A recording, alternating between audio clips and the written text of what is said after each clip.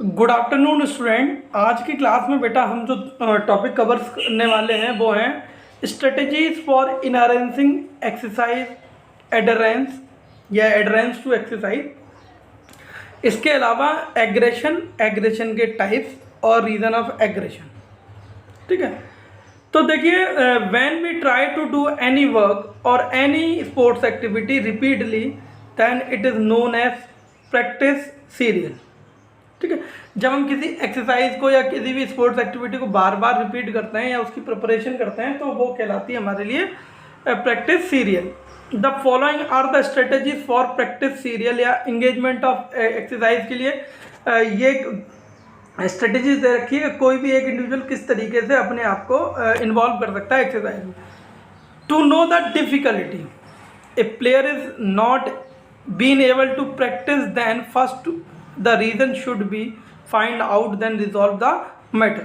देखिए सबसे पहले हमें जो एक्टिविटी बेटा करानी चाहिए वो इजी करानी चाहिए।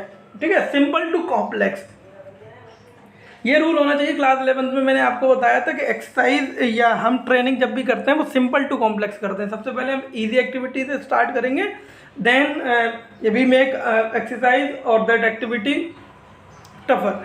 आप अगर अपने एजुकेशन पैटर्न को देखेंगे तो प्री प्राइमरी क्लासेस में, जूनियर क्लासेस में आपसे जो एग्ज़ाम आता है वो इजी आता है, धीरे धीरे उस पेपर का लेवल कैसा हो जाता है बेटा, इंक्रीज कर जाता है। तो यही हमें एक्सरसाइज के साथ करना चाहिए, इजी टू या सिंपल टू मॉडरेट की तरफ चलना चाहिए हमें।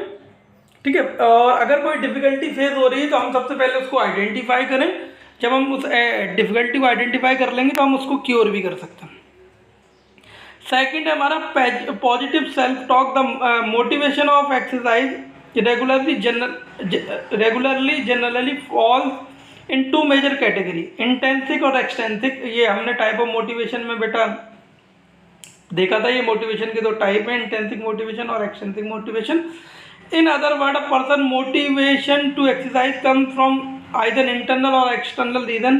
Internal motivation came in the form of challenge, enjoyment or satisfaction, while external motivation reason is usually body related issue or social factor. ठीक है, तो ये दोनों ही फैक्टर हो सकते हैं। कभी कभी हम सेल्फ से या सेल्फ प्लेजर से या किसी भी डिजीज को क्योर करने के लिए एक्सरसाइज को ऑप्ट करते हैं, और दूसरा रीज़न हम सोशल फैक्टर्स की वजह से जब लोग हमें निगलिजेंस देने लगते हैं, हमारी बॉडी को लेकर नेगेटिव कमेंट करने लगते हैं कि तुम्हारी बॉडी शेप प्रॉपर नहीं है, ठीक है, बहुत ज़्यादा वजन बढ़ रखा है, इस तरीके के वर्ड्स, या हम अपनी बॉडी की खुद में पॉजिटिव इमेज नहीं बना पा रहे होते हैं, तो हम हेल्प लेते हैं एक्सरसाइज की, क्योंकि एक्सरसाइज एक बेस्ट मेथड है आप अपनी फिजिकल डेवलपमेंट के लिए या हमारी बॉडी को या अपनी बॉडी को एक प्रॉपर शेप में रखने के लिए। एक्सरसाइज के थ्रू एक इंडिविजुअल अपनी बॉडी को एक प्रॉपर शेप प्रोवाइड करा सकता है, और अगर आपकी बॉडी के लुक्स अच्छे हैं तो आपकी जो सोशल प्रेजेंस है वो भी एक गुड इम्पैक्ट के साथ होगी। लोग आपकी बॉडी को देख के आपके प्रति अट्रैक्ट होंगे। ठीक है, they give the compliment like wow, अगर आपकी बॉडी एक अच्छी शेप में है। ठीक है, वैसे भी देखा हो कि करेंट टाइम में जिम्स का कल्चर बेटा बहुत इंक्रीज हो गया है। मैक्सिमम लोग जिम जाके अपनी बॉडी को एक प्रॉपर शेप देना पसंद करते हैं। ठीक है, तो ये एक अच्छा मेथड है इन एक्सेंट्रिक मोड ऑफ मोटिवेशन का, जिसमें सोशल फैक्टर्स की वजह से लोग अपने आप को एक्सरसाइज के प्रति एडहेरेंस करते हैं, यानी कि एक्सरसाइज को अपनी लाइफस्टाइल में इंक्लूड करते हैं। नेक्स्ट है हमारा healthy sports environment. If a client's family and friend are giving them encouragement,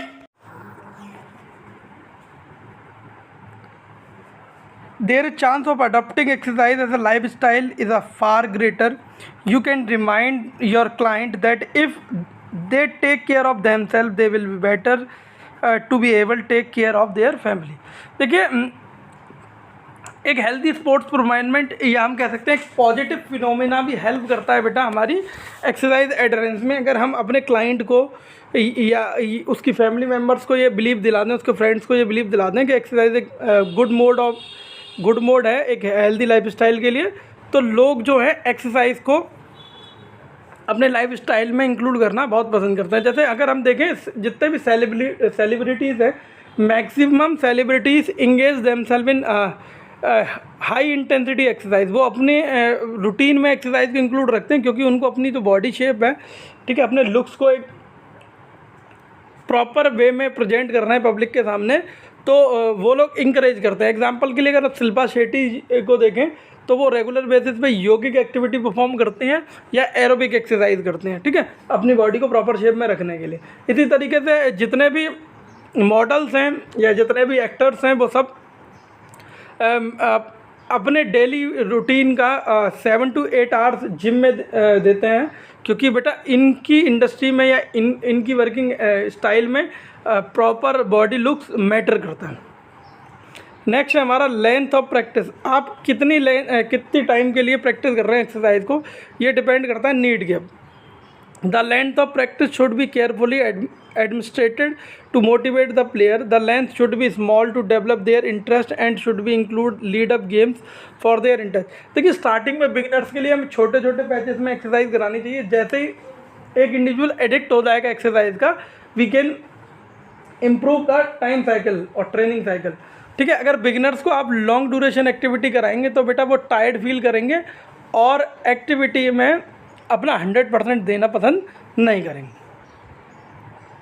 next हमारा रिवॉर्ड्स। अगर मोटिवेशन में रिवॉर्ड दिए जाएँ, अगर उनको एक्सरसाइज करने से कुछ रिवॉर्ड मिलता है पॉजिटिव, जैसे सपोज करिए कंपटीशन होते हैं और लोग वो प्राइज़ गेट करते हैं, प्राइज़ जीतते हैं, तो वो मोटिवेटेड रहेंगे टुवर्ड प्रैक्टिस। उनको लगेगा प्रैक्टिस, ठीक है। और वैसे भी स्पोर्ट्स में प्रैक्टिस मेक मैन परफेक्ट। जो लोग रेगुलर बेसिस पे तरीके से प्रैक्टिस करते हैं उनको हमेशा बेटा एक अच्छा रिवॉर्ड मिलता है।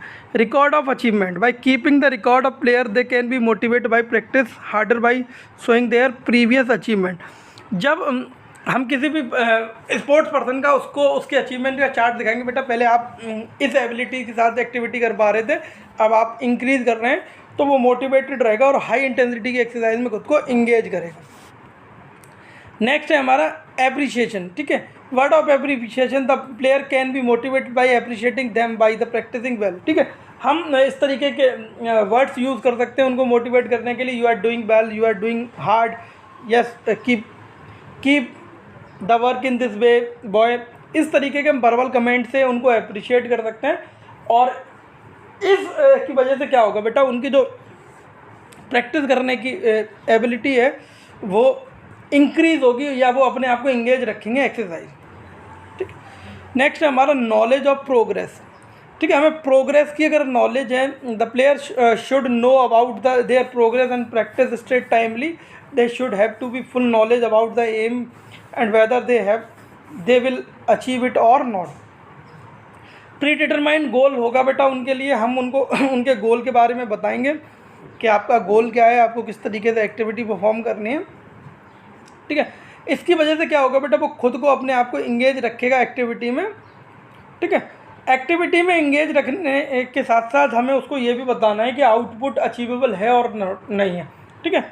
क्योंकि हमें टाइम टू टाइम जब हम प्लानिंग करते हैं बेटा किसी चीज़ की, तो हम टाइम टू टाइम अपने गोल्स को रीसेट करते हैं। हम जो गोल डिटरमाइन करते हैं ज़रूरी नहीं हम उसको अचीव कर लें, मे बी अचीव मोर और लेस। ऐसा भी हो जाता है कि हम उससे ज़्यादा भी अचीव कर लें और कभी कभी उससे कम भी रह जाएं।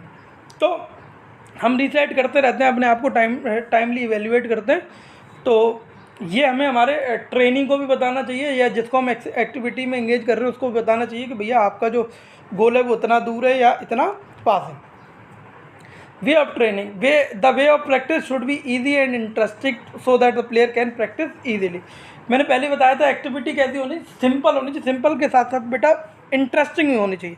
अगर बेटा नॉन इंटरेस्टिंग एक्टिविटीज़ होंगी तो लोग अपने आप को उसमें इंगेज करना पसंद नहीं करेंगे, दे फील बोरिंग, ठीक है। और जब वो बोर होंगे तो वो अपना 100% नहीं देंगे। थॉरनडाई का प्रिंसिपल है बेटा, प्रिंसिपल ऑफ एफर्ट। अगर कोई भी एक इंडिविजुअल किसी भी एक्टिविटी में इंजॉयमेंट फील करता है तो वो उस एक्टिविटी को ईजीली लर्न करता है और साथ के साथ वो अपना 100% भी देता है उस एक्टिविटी में। Meditation. The determination of player can be increase by meditation for practice.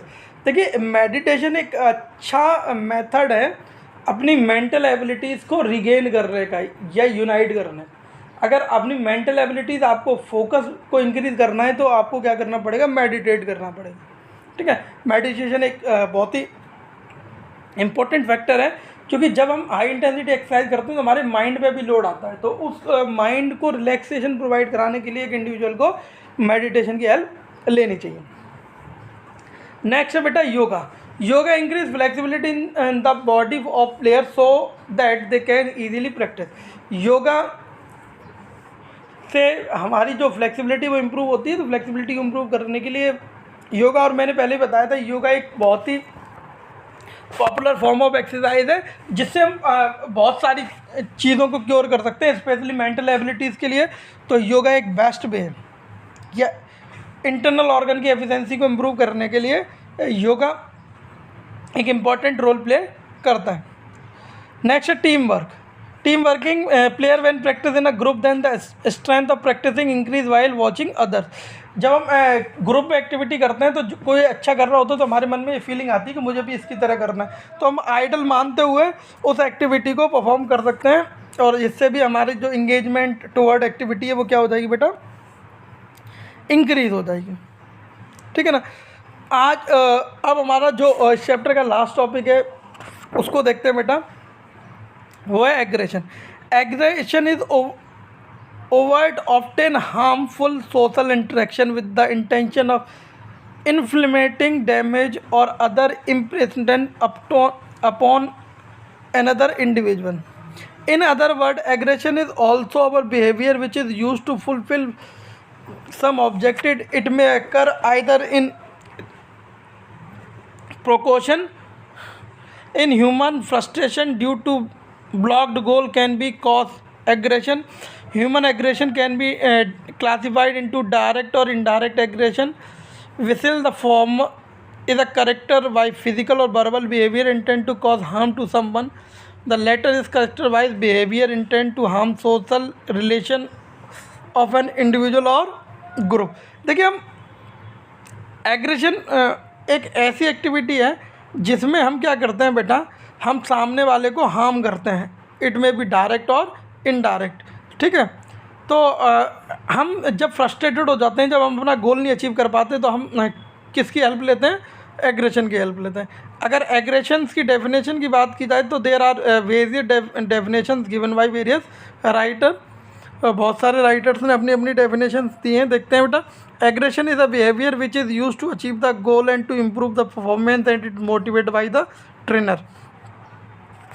Definition develop the following points. Aggression is a behaviour, it is anger और रॉन्ग थॉट नॉट एग्रेशन। ठीक है, गुस्सा और गलत विचार एग्रेशन नहीं है, एग्रेशन एक बिहेवियर है। Aggression is intentionally behaviour. Aggression एक ऐसा बिहेवियर जो हम जानबूझ के शो करते हैं। Loss in accident is not an aggression. ठीक है, aggression include injuries and loss. Aggression में इंजरीज भी हो सकती हैं और लॉस भी हो सकता है। Aggression include living beings. ठीक है, एग्रेशन में लिविंग बींग्स इंक्लूडेड रहता है। According to Baron and Richardson, aggression is generally defined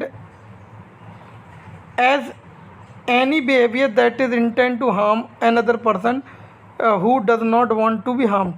aggression बेटा एक ऐसा बिहेवियर है जिसमें हम सामने वाले को इस तरीके से हार्म करते हैं कि उसका जो ट्रीटमेंट हो वो पॉसिबल ना हो। Next, aggression is noun which is generally defined as the working in aggressive behaviour.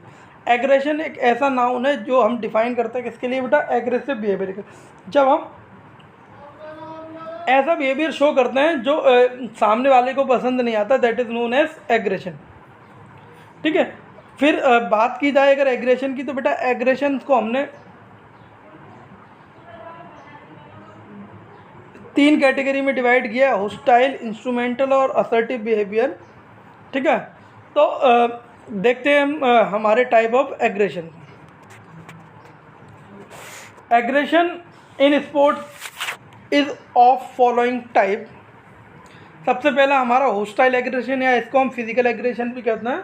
ठीक है, Aggression is a type of hostile aggression is a type of aggression that is committed in a response to a prescribed threat or insult. It is unplanned, reactionary, impulsive, and fueled by intense emotion as proposed to desire to achieve a goal. Aggression typically have a sense of loss of control during outburst and characteristically experience physiological hyperassolence. Aggression in child and adolescence can be take many forms. It can include bullying, fighting, teasing, rumor spreading. Definition of aggression have varied. Some definition it by intention of causing harm, while other define it by the action of causing harm itself. Aggression in general have been classified on various difficult dimensions. Most probably it has been classified by the type of aggression, act committed, and by the state of mind or intention of aggression. देखिए hostile aggression या physical aggression हमारा एक इस तरीके का aggression है जिसमें हम फिजिकली हार्म करते हैं, ठीक है, फिजिकली और मेंटली हार्म करते हैं। हम सामने वाले के बारे में निगेटिव कमेंट या निगेटिविटी को स्प्रेड करते हैं जिसकी वजह से उसको हार्म होता है, ठीक है, रूमर फैला देते हैं, उनके बारे में गलत बातें करते हैं, हम उनके साथ गलत बिहेव भी करते हैं, ठीक है। फाइटिंग, टीजिंग, बुलिंग, ये सारी की सारी एक्टिविटी हम जिस एग्रेशन में शो करते हैं उस एग्रेशन को हम नाम देते हैं बेटा हॉस्टाइल एग्रेशन। नेक्स्ट है हमारा इंस्ट्रूमेंटल एग्रेशन। इंस्ट्रूमेंटल एग्रेशन में देखिए इस एग्रेशन में क्या होता है बेटा, इंस्टीड ऑफ हार्मिंग अदर, हम इसमें हार्म नहीं करते, हम इसमें अगर कभी कभी हार्म भी हो जाता है। देखो इंटेंट जो होती है इंस्ट्रूमेंटल एग्रेशन में to gain position over instrument, हमारी जो इंटेंशन होती है वो जो इक्विपमेंट है गेम का उसकी पोजीशन लेना होती है, ठीक है। पोजीशन से मेरा मतलब है जैसे फुटबॉलर है तो वो फुटबॉल को अपने कब्जे में रखना पसंद करेगा instead of giving to other, क्योंकि यहाँ जो इंटेंट है बेटा, इंटेंशन है वो विनिंग है, वो क्या चाहता है, जीतना चाहता है। तो जीतने के लिए क्या करता है वो पोजीशन में पोजीशन गेन करने के ड्यूरेशन में अगर कोई हार्म पहुंचता है तो वो कहलाता है हमारे लिए इंस्ट्रूमेंटल एग्रेशन, ठीक है। यहाँ जो मेन इंटेंशन है वो हार्म पहुंचाना नहीं है, सामने वाले को कोई भी इंजरी प्रोवाइड कराना नहीं है, जो मेन कंपोनेंट है वो विनिंग, ठीक है। और कहावत भी है स्पोर्ट्स में, everything is fair in love and war, तो गेम्स जीतने के लिए कोई भी मेथड ऑप्ट करें।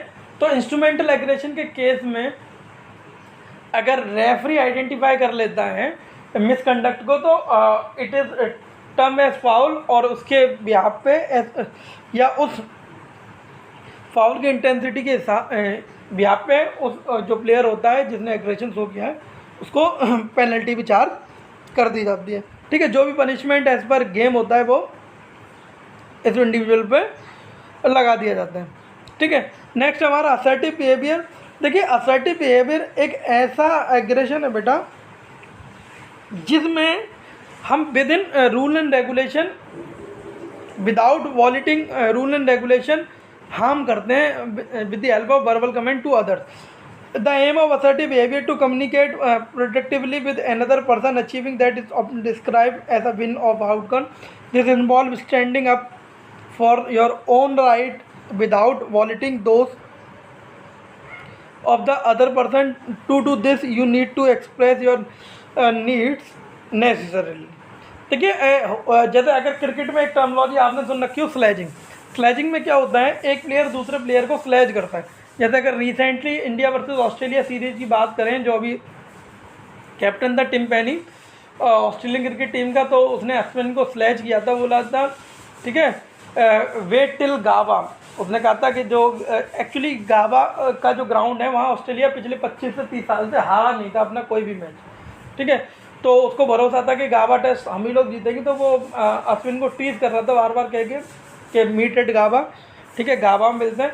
लेकिन इंडिया ने क्या किया, एक हिस्टोरिकल विन वहाँ पे अचीव किया, और उसके बाद बहुत सी लोगों ने ट्रोल किया टिम पेनी को। इसी तरीके से बहुत सारे इंसिडेंट्स हैं जो क्रिकेट रिलेटेड आपको मिल जाएंगे। या स्लेजिंग, इस तरीके के वर्बल कमेंट्स हम जीतने के लिए यूज़ करते हैं तो उसको हम क्या कहते हैं, assertive behaviour.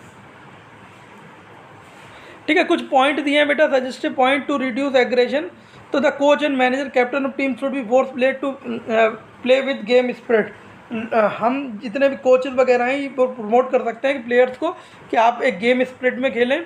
Hard action should be taken against the aggressive behaviour. अगर कोई एग्रेशन, ज़्यादा एग्रेशन शो करता है, निगेटिव एग्रेशन शो करता है, तो उसके अगेंस्ट हार्ड एक्शन मिल। कभी कभी कोचेस खुद कहते हैं टू बी एग्रेसिव, तो बेटा उनका नाम होता है assertive behaviour. Show other player their positive approach. आप उनको अपना पॉजिटिव अप्रोच दिखाएं और अपनी जो टीम है उसको जिता के दिखाएं।